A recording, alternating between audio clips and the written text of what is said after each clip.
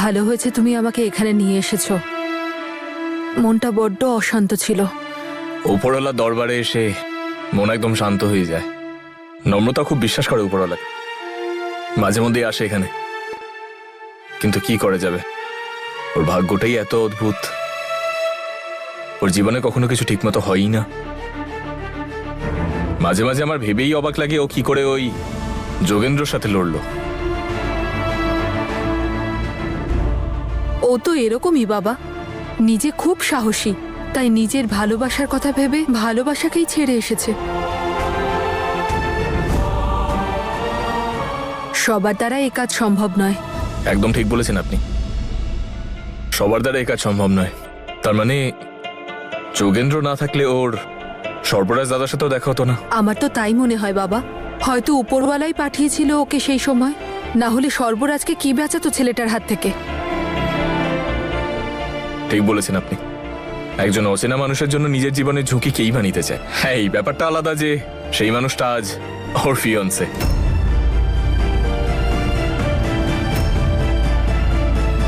আমি এখন যাই বাবা। আপনি চলে যাচ্ছেন? নম্রতাকে দেখবেন না? হে উপরওয়ালা, আমার মুখ থেকে যেন কোনো কথা বেরিয়ে না যায় যা নম্রতা ওকে জানাতে চায়নি। এখনো তো অনেক কিছু জানতে হবে আপনার থেকে নম্রতার ব্যাপারে। ওই আমি যখন এখানে এসেইছি তখন ভাবলাম যে কিছু সেবা করে যাই। তুমি যাও, আমি পরে যাচ্ছি। হ্যাঁ তো ঠিক আছে, আপনি করুন না সেবা, আমি ওয়েট করে নিচ্ছি। গাড়ি করেই ছেড়ে দেবো আপনাকে, রাস্তায় দুটো কথাও বলা যাবে। জানি না আমার কতক্ষণ লাগবে, তোমার তো দেরি হয়ে যাবে, তাই তুমি যাও, তুমি যাও বাবা।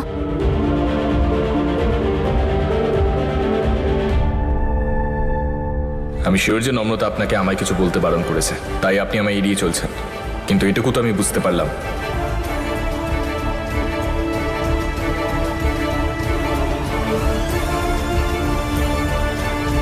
নম্রতা কি তাহলে আমার কথা ভেবেই সবকিছু এইভাবে ফেলে চলে গিয়েছিল? কেন? কারোর থেকে বাঁচাতে চাইছিল আমাকে।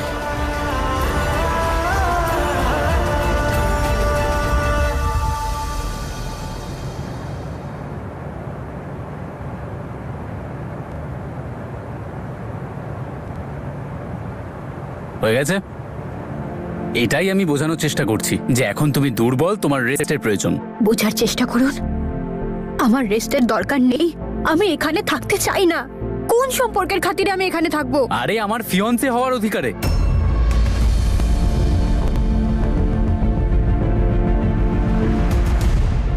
সর্বরাজ দেখুন, আপনিও খুব ভালো করে জানেন যে এই সম্পর্কটা দাদু দিদার সম্মান বাঁচানোর জন্যে। আমরা দুজনেই জানি এটা একটা লোক দেখানো নাটক। আর তাছাড়া আপনি তো সম্পর্কে বিশ্বাসই করেন না। হ্যাঁ, সম্পর্কে কোনো বিশ্বাস আমার নেই, কিন্তু আজ পর্যন্ত কাউকে যদি কোনো কথা দিয়েছি সেটার খেলাফ করিনি। আর জীবনে যা করেছি আমি একেবারে মন থেকে করেছি।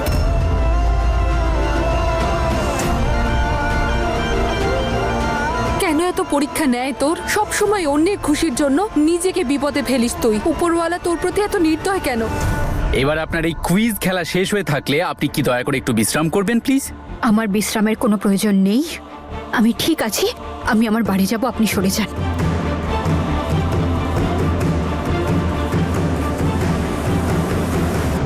এখন তুই কোথাও যাবি না।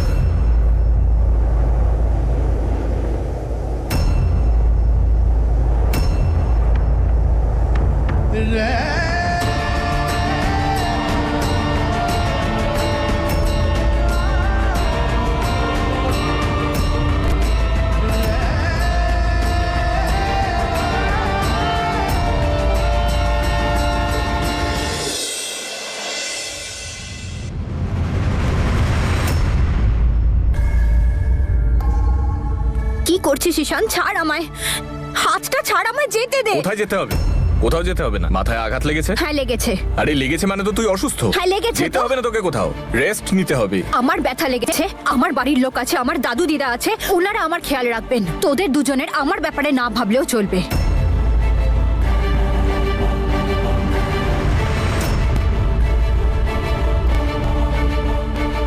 ঈশান, তুই কখনো হিয়ার ব্যাপারে ভেবে দেখেছিস তোর এই ব্যবহারে ওর কতটা কষ্ট হয়? শুধু শুধু জেদ করছিস বিনা কারণে। জেদ মনে হলে জেদি। প্রথমে তুই অনেক জেদ করেছিস, এবারে আমি জেদ করছি যে তুই এখান থেকে যাবি না। দুজনকে কি বলে দেবো রিপোর্টটার ব্যাপারে? না, এখন নয়। এখন এটা বলার ঠিক সময় নয়। একেই এত ইমোশনাল হয়ে আছে দুজনেই। এই মুহূর্তে এই নিউজটা বোমের মতো ফাটবে। ঈশান, আমি এখানে থাকবো না। আমি আমার বাড়ি যাব, আর আমি আমার নিজের বাড়িতেই যাব। না নম্রতা,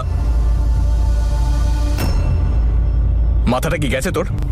আমার নয়, মাথাটা তোর কি গেছে। ভুলভাল বকছিস তুই? মাথায় আঘাত লেগেছে, শরীর খারাপ, আর যেতে যাচ্ছিস। আমার ওপর বিনা কারণে চিৎকার চিৎকার করিস করছি না, বোঝানোর চেষ্টা করছি। কোথাও যাবি না তুই। তুই বুঝতে পারছিস না? আমি বললাম না তোকে যে যাবি না আমি মানে যাবো। যাবি না।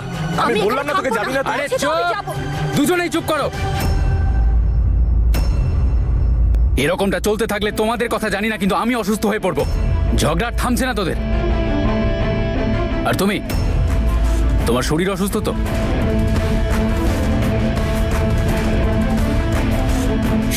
সর্বরাজ শুনুন, মুখ থেকে যদি আর একটা শব্দ বেরিয়েছে তাহলে চুপ করানোর ইনজেকশন দিয়ে দেব দুজনকেই। এটা হয়ে গেল ফিয়ন্সের কথা। এবার ডক্টরের শোনো। নম্রতা, তোমার শারীরিক অবস্থা এতটা ভালো নয় যে তুমি একা একা কোথাও চলাফেরা করতে পারবে বা যেতে পারবে। এই মুহূর্তে তোমার বিশ্রামের খুব প্রয়োজন, তাই চলো গিয়ে রেস্ট নাও। চলো।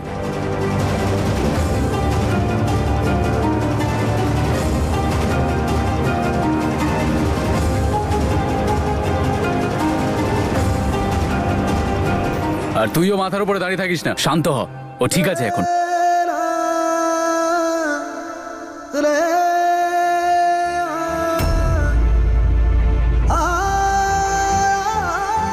এটাও বড় অদ্ভুত সিচুয়েশন। মা ও হতে চলেছে, আর খবরটা আমাকে দিতে হবে। আমার তো কিচ্ছু মাথায় আসছে না যে কিভাবে বলবো সবকিছু।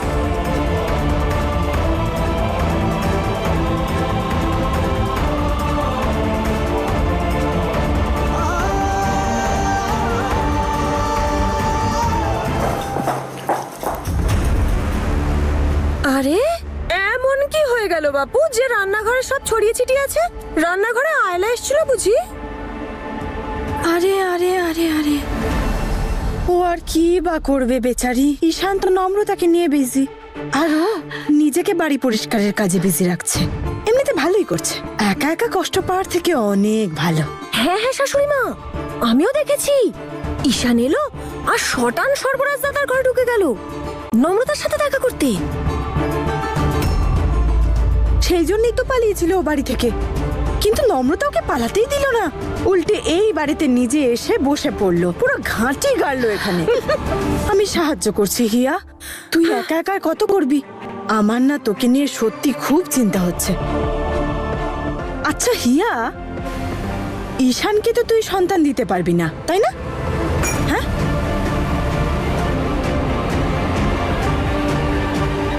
আর ঈশান নম্রতাকে ছাড়বে না। কিন্তু হ্যাঁ, সর্বরাজ নম্রতাকে নিশ্চয়ই ছেড়ে দেবে এইসব দেখে। আর তারপর ওদের দুজনের রাস্তা পরিষ্কার, আর তোর অবস্থা খারাপ। কোনো ব্যাপার না শাশুড়ি মা, ওকে এত দয়া দেখানোর কোনো দরকার নেই। এমনিতেও ঈশান আর নম্রতার বিয়েতে ও ডান্স করার সুযোগ পাবে তো। আরে হ্যাঁ, আর ওই গানটাও তো বাজবে। আরে কি যেন ছিল ওই গানটা? আরে হ্যাঁ হ্যাঁ,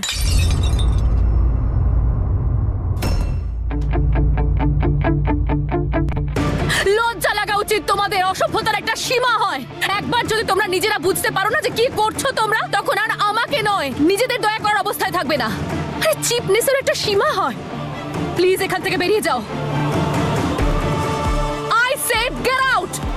ব্যাস ব্যাস হিয়া, যাচ্ছি, চেঁচাস না। চলো চেরি।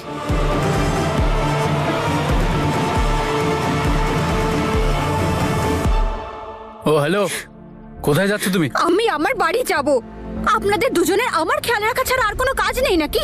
ঈশানের কথা আমি জানি না, কিন্তু আমার কাজটাকে আমি হেভি এনজয় করছি। আমার লাইফে আমার পারমিশন ছাড়া আর একটা পাতাও নড়বে না। অনেক শুনে নিয়েছি আমি সবার, আর একটা কথাও শুনবো না। এটা আমার লাইফ আর এটা আমার ডিসিশন যে আমি বাড়ি যাব। আপনি আমার কেয়ার করছেন না, তার জন্য thank you so much, but this is too much for me and I can't take it. আমি যাচ্ছি। নম্রতা,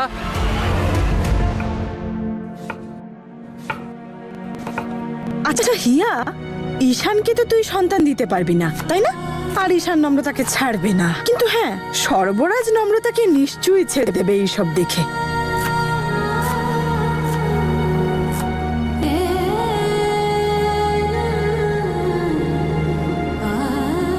আমি এক্ষুনি জিজ্ঞেস করবো দাদুকে, এইভাবে সর্বরাজকে কি করে পারমিশন দিয়ে দিল?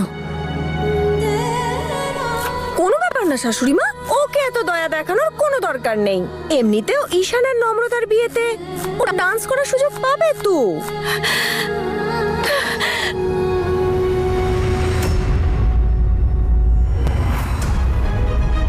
আর সহ্য করতে পারছি না, আমি থাকতে চাই না আমি আর এখানে কিছুতে।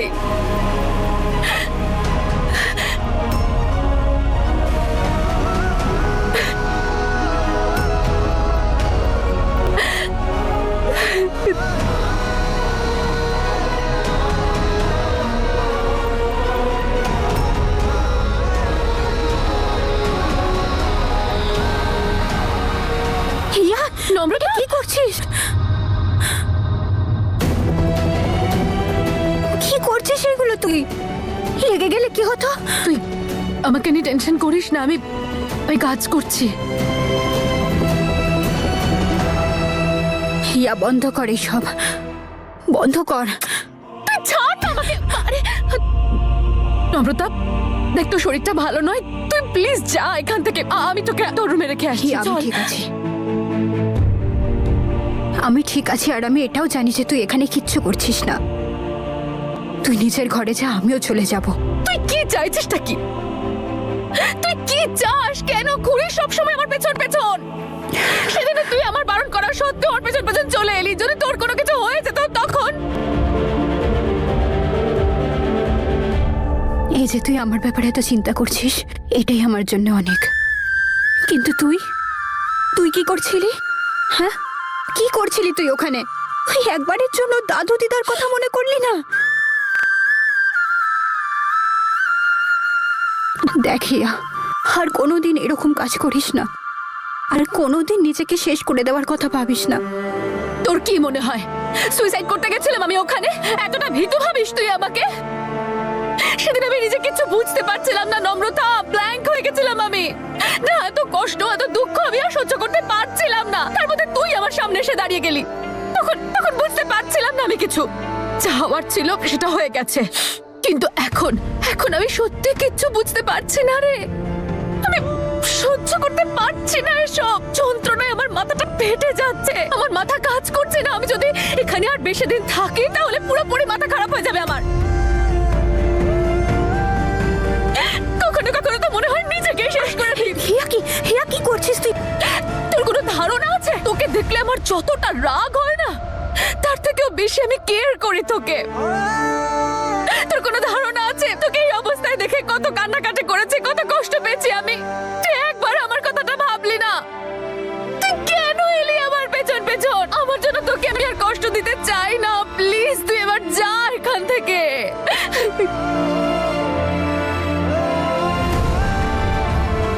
আমি তোর কষ্টটা বুঝতে পারছি, কিন্তু আমি তোকে কি করে বোঝাবো? কি করব আমি তোর জন্য? ঈশান তো কিছু বুঝতেই চাইছে না। তুই জানিস আমি না আমার ইমোশনটাকে কন্ট্রোলই করতে পারছি না।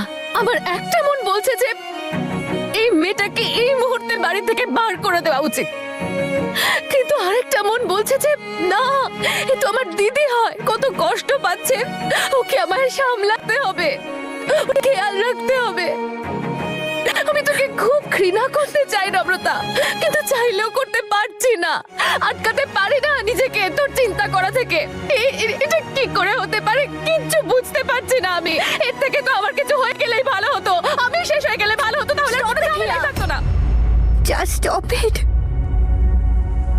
কি বলে যাচ্ছিস তুই? এসব কি বাজে বাজে বকছিস? কথা বলছি না নম্রতা, এটাই সত্যি। আমি সত্যি বলছি। আমাদের সম্পর্কটাকে এভাবে শেষ হতে দেখে আমার ভয় করছে। আর কত ভয়ঙ্কর হতে পারে এই সব কিছু, কিন্তু আমি আর সহ্য করতে পারছি না, কারণ আমি এত দুঃখ কষ্ট সহ্য করার জন্য তৈরি নই। আমি জানতাম না আমার জীবনটা আমাকে এরকম একটা জায়গায় এসে দাঁড় করিয়ে দেবে। কিচ্ছু বুঝতে পারছি না কি করব আমি।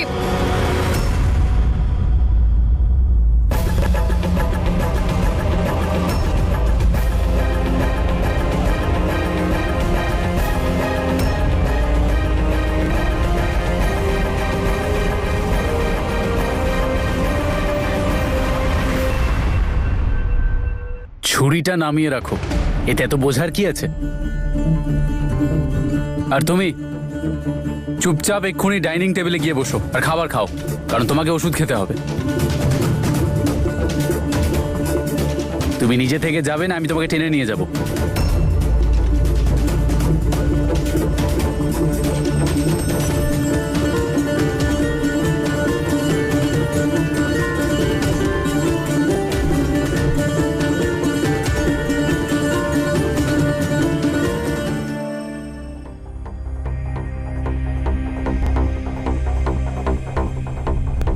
কিন্তু আমি তোমার উপর রেগে আছি।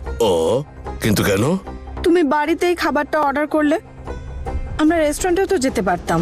তুমি তো বলেছিলে যে তোমার নম্রতার উপর নজর রাখার আছে, না হলে আমি আমার বেবিকে যে কোনো জায়গায় নিয়ে যেতে পারি। তুমি বললে এখনই টেবিল বুক করাই।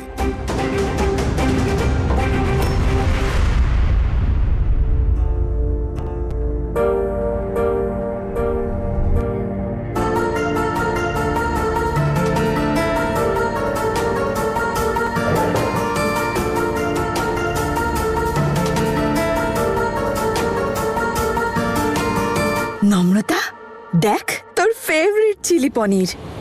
আই রিমেম্বার তুই আর ঈশান কত খেতে, তাই না? হ্যাঁ, নে খা না।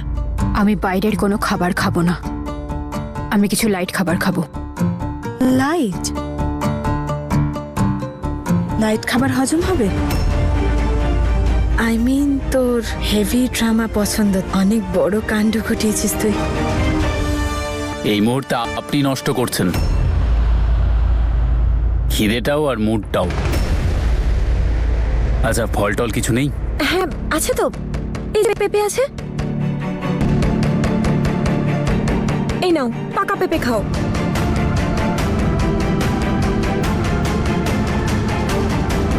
না,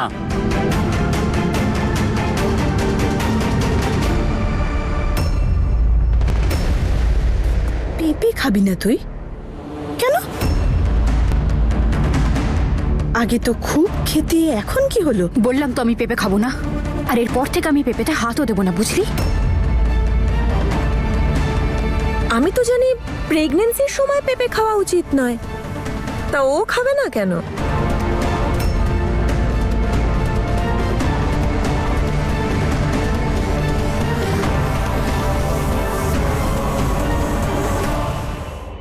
অদিতের সাথে নম্রতার ডিভোর্স হয়ে গিয়েছিল। চুপচাপ এই পেপারগুলোতে সাইন করো আর শেষ করো এই সম্পর্ক। নম্রতা সুখে ছিল, ইনফ্যাক্ট আমরা দুজনেই খুব সুখে ছিলাম। ঈশান,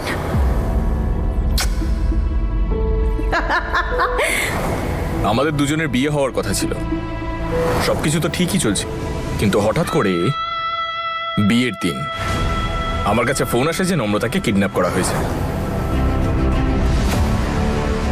তারপর নম্রতাকে দেখতে আমি যখন ওর বাড়িতে যাই, তখন আমাকে জেসমিন আন্টি বলল যে হ্যাঁ, অদিতের লোকেরা নম্রতাকে জোর করে তুলে নিয়ে গেছে ঈশান। যখন আমি জেলে অদিতের সাথে দেখা করতে গেলাম বা দেখতে গেলাম অদিত ওখানে আদৌ আছে কিনা, তখন আমি জানতে পারলাম যে ওখানে ওর মার্ডার হয়ে গেছে। আর সেই মার্ডারের দায় এসে পড়ে আমার ঘাড়ে। স্যার, আপনি তো জানেন আমি কারোর প্রাণ নিতে পারি না। অ্যারেস্ট করো একে। আমি চলে গেলাম জেলে, আর সেই দিনই জেল থেকে আমার বেল করান জেসমিন আন্টি। এই যে বেল পেপারস, আর দয়া করে এবার ঈশানকে ছেড়ে দিন। তারপর আমি গিয়ে পৌঁছই মণ্ডপে, আর সেখানে নম্রতা আমার সাথে বিয়েটা ভেঙে দেয়। আমি এই বিয়েটা করতে পারবো না। তাও আবার কোনো কারণ ছাড়াই। আমি হাজারবার জিজ্ঞেস করেছিলাম কেউ আটকাচ্ছে তোকে, কোনো সমস্যা থাকলে দুজন মিলে সেটা সমাধান করবো, কিন্তু নম্রতার কাছে কোনো রিজন ছিল না। আমার চোখের দিকে তাকিয়ে বলে এটা তুই নিজের ইচ্ছে কি করছিস। করবি তুই কারণ জেনে? কেন জানবো না আমি কারণ? আর তারপর আমার বিয়ে হয়ে যায় হিয়ার সাথে।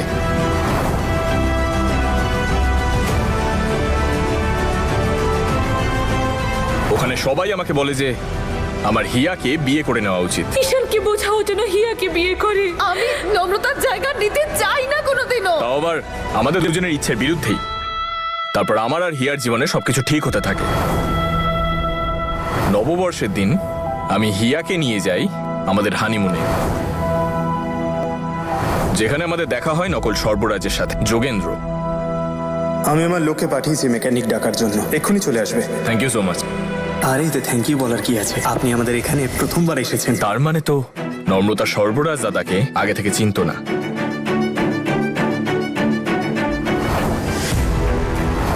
ওর দাদার সাথে দেখা হয়েছিল নববর্ষের দিন। তাহলে এটা তো ক্লিয়ার হয়ে গেল যে সর্বরাজ দাদার এই ঘটনার সাথে কোনো সম্পর্ক নেই। এমন কিছু তো আছে যেটা আমি জানি না, এমন কিছু তো আছে যেখানে সর্বরাজ দাদার কোনো ভূমিকা নেই।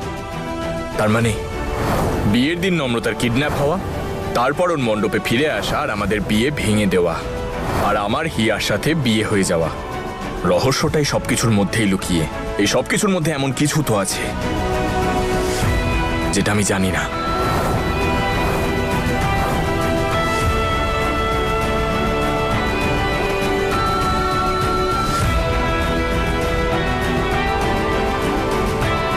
এবার এই রহস্যের সমাধান শুধু একজনই করতে পারে। এমন একজনই আছে যে আমার সমস্ত প্রশ্নের উত্তর দিতে পারে, নম্রতা। আরে তুমি কথা বন্ধ করো আর দেখো অন্য কোনো ফ্রুট আছে কিনা, আর খাও নিজের বড় যাকে। কোনো প্রয়োজন নেই।